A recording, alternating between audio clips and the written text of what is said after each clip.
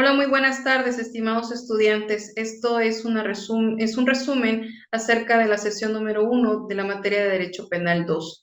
Como bien nosotros sabemos, las características del delito están consideradas como una conducta típica, antijurídica y culpable, como bien lo mencionábamos como parte de nuestra sesión. Te debemos de recordar que en este tipo de Derecho Penal 2, en esta unidad 1, corresponde estudiar la clasificación de los delitos en materia penal en cuanto al patrimonio. Debemos de considerar que entonces son aquellos delitos que van en contra de lo que nos produce algún tipo de riqueza, ¿verdad? Entonces, debemos de considerar ciertas tipicidades dentro de nuestra legislación, como se toma en consideración. Dentro de nuestra legislación, de nuestro Código Penal, estamos relativamente hablando del artículo 260 en cuanto al delito de robo, 270.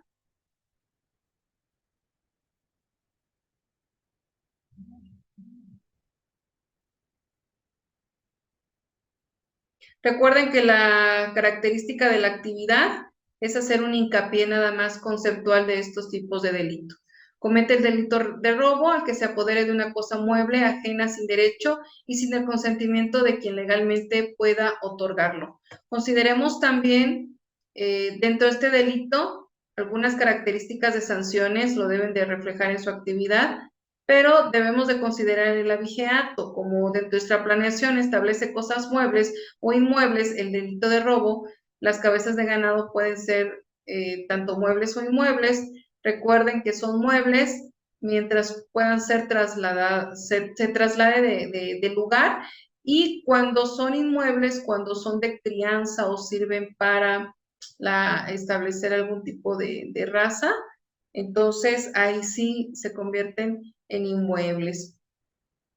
Este delito de vigiato lo encontramos en el artículo 291. Comete el delito de vigiato el que se apodere de una o más cabezas de ganado ajeno, cualquiera que sea su especie, sin derecho y sin consentimiento, de quien legalmente pueda disponer de ellas, cualquiera que sea el lugar en que se cometa el apoderamiento. Recuerden, es parte considerado como robo. Tenemos el abuso de confianza en el 296.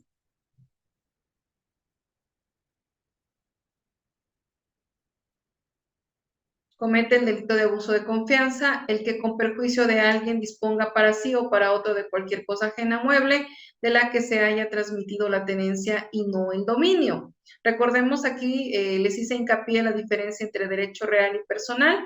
El derecho real es la titularidad de la cosa que se pretende defender el bien de la cosa jurídicamente legal y que tengamos ese documento como una escritura pública, como el contrato de compraventa. Y el derecho personal es poseer la cosa, pero carecer de ese derecho real.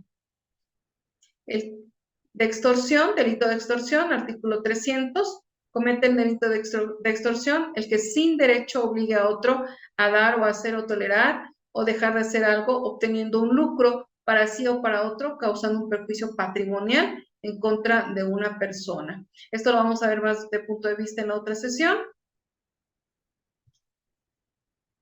Igual el delito de fraude, 302, comete el delito de fraude el que engañando a otro aprovechándose del error en que se encuentra, obtenga lícitamente alguna cosa propia o ajena, o obtenga un lucro indebido en beneficio propio o de un tercero.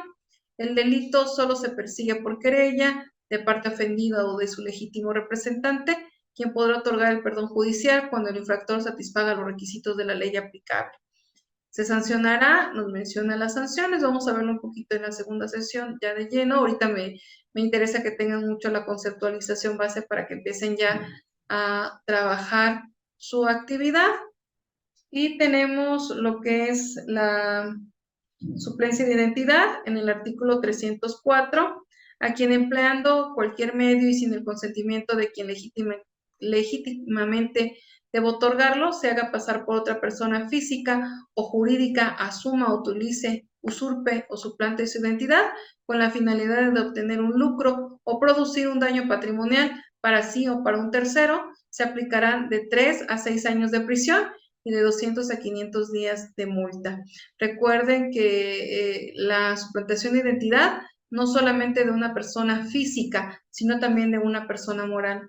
Muchísimas gracias, les agradezco la atención a esta pequeña sesión en la cual se establecieron la tipicidad, la fundamentación básica de lo que es su actividad. Consideren en cuenta los temas que hemos tratado. Muchísimas gracias, me despido de ustedes cordialmente. Tengan una excelente tarde.